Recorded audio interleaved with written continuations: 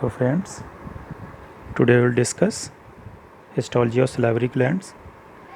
The major salivary glands are parotid gland, submandibular glands and sublingual glands. Now the structural organization, that means the histological organization of these kind of major salivary glands. First of all, they have stroma in the form of connective tissue capsule which provides the septa, and it divides the gland into minor lobules and lobes. After that, parenchyma.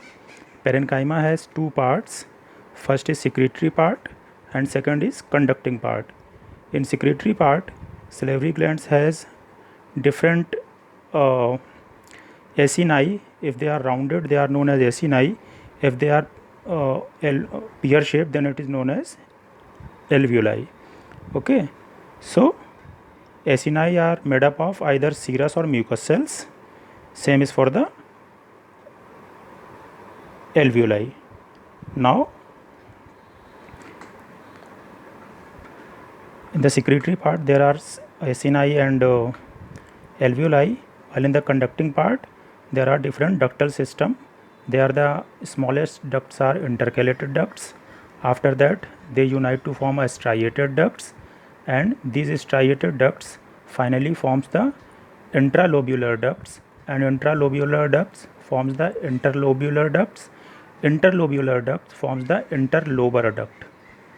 They finally reach their secretion to the different parts. Okay, now second thing, these are the, in this picture you can see the difference between the serous acini and mucous acini. In the serous acini, you can see in this diagram, the cells are pyramidal in shape and they stains darkly because they have the zymogen granules in their cytoplasm. That's why these cytoplasmic granules, they are the zymogen, they takes the dark stains. That's why these cells stains darkly, and their nucleus present at the periphery, and the shape of the cell is like a pyramidal in shape. Their nucleus are peripheral and rounded nucleus. Okay. Now the mucous acini, you can see in the diagram, mucous acini, in the mucous acini, they stains lightly and appears empty because they don't have the granules, zymogen granule in their cytoplasm, and cells fill with the mucoid material. That's why its nucleus, they are shifted towards the base and they are flattened just because of the pressure of that mucoid tissue or mucoized material.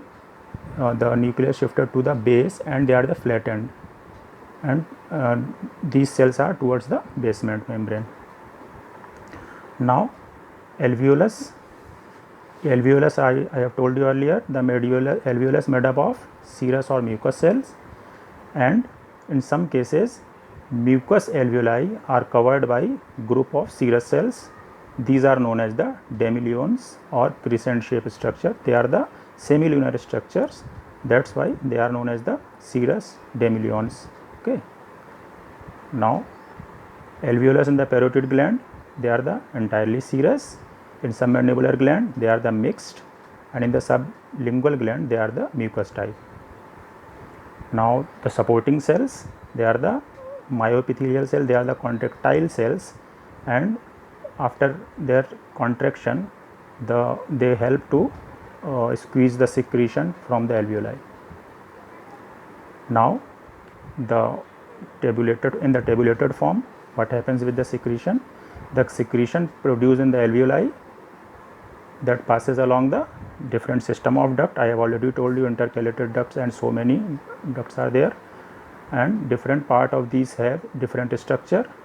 The smallest duct are the intercalated duct. They are lined by the cubital epithelial cells, and open into the striated duct. They are lined by the columnar cells, and finally they reach to the excretory duct, that is lined by the simple columnar epithelium. Now you can see in this diagram, this is the actual picture of the salivary gland. You can see the mucus cells and the serous cells, they are separately present in this slides. Serous cells are darkly stained and the mucus cells are lightly stained. In the second picture, you can better appreciate what are the mucus cells and what are the serous cells and what are the myoepithelial cells.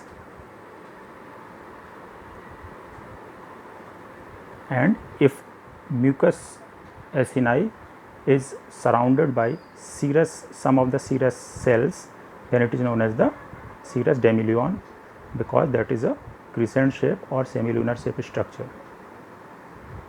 And that is another diagram of the salivary gland.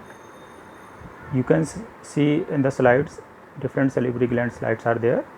The parotid gland has maximum number of serous demiluons, or you can say serous acini. In submandibular gland, you can see the mixed type of cells are there. Some are the mucus type and some may be serous type, some may be mucus type. And in the sublingual gland, slide of the sublingual gland, they are the mucus type. So this is all about the glands. Thank you very much.